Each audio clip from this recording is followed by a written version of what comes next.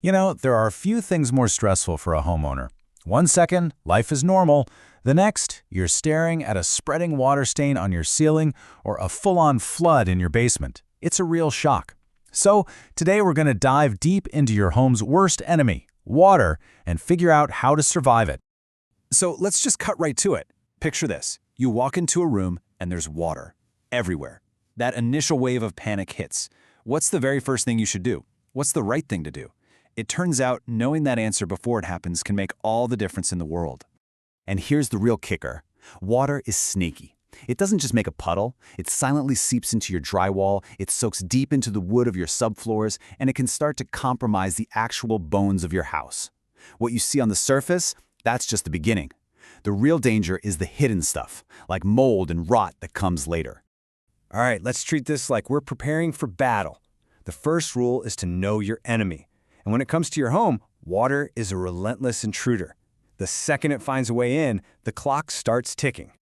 This time frame right here. This is absolutely critical. We're not just talking about how long it takes for your stuff to get wet. No, this is the window for when a much bigger problem can take root. In just 24 to 48 hours, mold can start growing, turning a water problem into a serious air quality and health problem. That fast.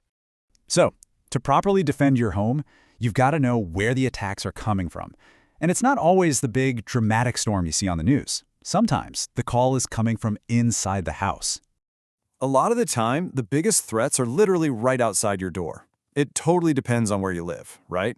If you're in a cold climate, that constant freezing and thawing is just brutal on your pipes. In other places, you might have heavy clay soil that holds water and puts a ton of pressure on your foundation. And of course, heavy spring rains or crazy summer humidity can be a nightmare for anyone. Your local environment is always looking for a way in. And then, of course, you've got the traitors lurking inside. Your trusty washing machine hose, the supply line to your dishwasher, your water heater, and don't forget the sump pump. You know, the one that always seems to die during the worst storm of the year. These are the everyday things that can suddenly decide to ruin your entire month with absolutely zero warning. Okay, so the worst has happened. Water is where it shouldn't be. This is your moment. You are the first responder. You are the hero of this story. And what you do in the next few minutes is a really, really big deal. All right, listen up. This is your game plan. Step 1, and it's non-negotiable. Stop the water. If you can, shut off the main water valve to your house. Step 2, safety first. Go to your breaker box and kill the power to that part of the house. Seriously, water and electricity are a deadly combination. Step 3, become a crime scene investigator. Pull out your phone, take a ton of pictures, shoot video. Your insurance agent will thank you. Step 4, save what you can. Get furniture, rugs, anything important up and out of the water. And finally, step 5, call for backup. Get a certified professional on the phone immediately. Okay, so you've done your part. You can take a breath. But this is not a solo mission. Now it's time to call in the cavalry, the pros. And believe me, they have a very specific science-based system for handling this mess. So how do you know if you're hiring the right people? Here's the inside scoop. You want a company that follows something called the IICRC-certified standard. It sounds super technical, but just think of it as the official rulebook for fixing water damage. It means they're not just guessing or winging it. They're following a proven process to get your home truly and verifiably dry and safe again. And get this, not all water damage is created equal. The pros actually classify the water into 3 categories. You've got Category 1, which is clean water, like from a broken supply pipe. Then there's Category 2, gray water, which is a bit murky, maybe from a dishwasher overflow. And then there's the really nasty one, Category 3, black water. We're talking sewage, floodwater, stuff you do not want to mess with. Which category it is completely changes the game plan for cleanup. And the tools they bring, it's incredible. We're talking thermal imaging cameras that can literally see moisture hidden behind your walls. They use special moisture meters to prove that a material is dry, not just feel it. And the air movers and dehumidifiers they use are industrial-strength beasts. This is so far beyond a DIY job, it's a full-on scientific operation. So the experts are on site, and it's probably going to look and sound like chaos for a little while. But trust me, there's a method to the madness. It's a well-defined journey that takes you from that initial flooded mess all the way back to a normal, calm home. They move incredibly fast. Usually they start pumping out all of the standing water within the first hour.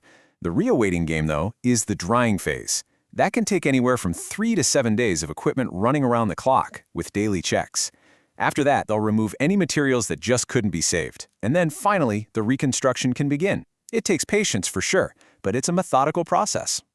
And this quote right here, this really gets to the heart of it. A pro will never just touch a wall and say, "Yep, feels dry to me," because they know hidden moisture is a ticking time bomb. It's what causes mold and rot weeks or even months after you thought the problem was fixed.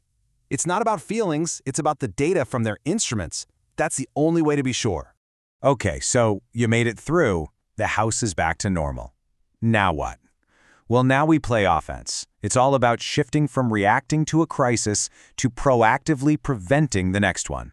And here's your cheat sheet for doing just that. A lot of this is pretty simple stuff. Clean your gutters, inspect your appliance hoses, insulate your pipes before winter hits, and for sure, test that sump pump.